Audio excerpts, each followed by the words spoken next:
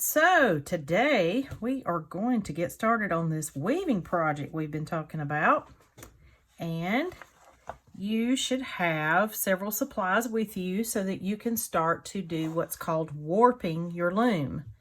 So when you warp your loom, you are putting strings from top to bottom so that you have something to weave across. So it's kind of like a skeletal system for your weaving project.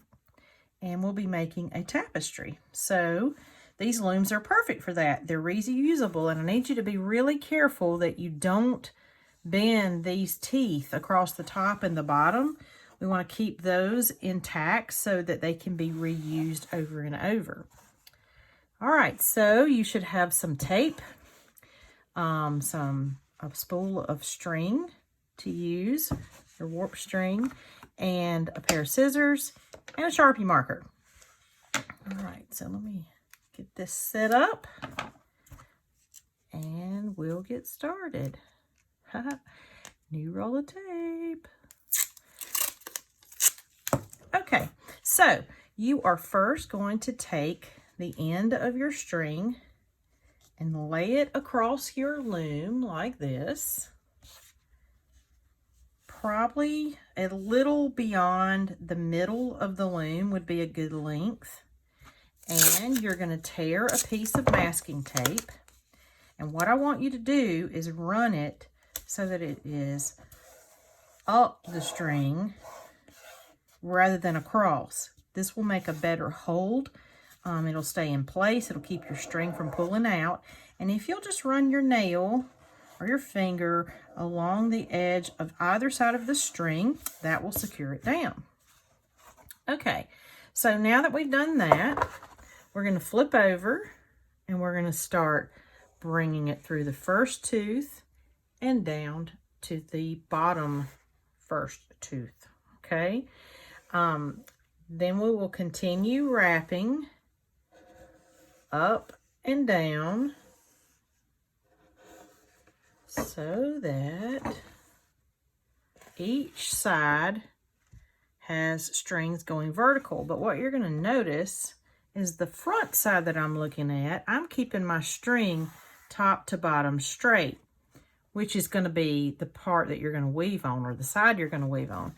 But if you notice on this side, what's happening is you're getting from the top to the bottom a diagonal, just slightly, because see the second tooth here and moving down to the first tooth here, that makes that little bit slight of an angle. Plus this also lets us know that we're on the back. Okay, so the front side that you just keep looking at, what you're doing is keeping that nice and straight. You're pulling it tight so that it stays in place and it's not loose from one end to the other. Take your time.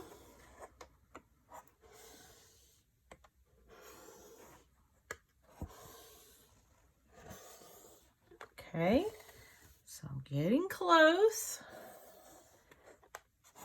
And I'm going to flip over again so you can see this side is straight. And this side has a slight angle from the top to the bottom.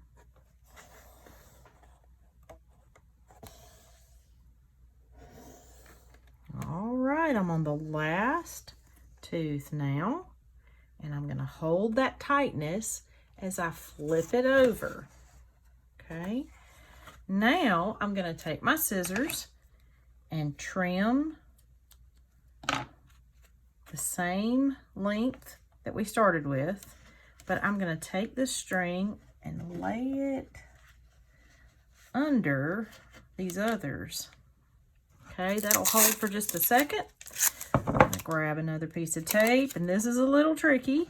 You're going to lift up those strings. Some students like to call them like their guitar strings. But what did I tell you at the beginning of the video? Those are the warp strings. W-A-R-P. All right, you see I put the tape vertically on the string so that from top to bottom, the tape is covering it, and I'm pressing it down nice and tight so it won't slip. All right, we know this is the back because that's where the tape is. That's where the slight diagonal lines are.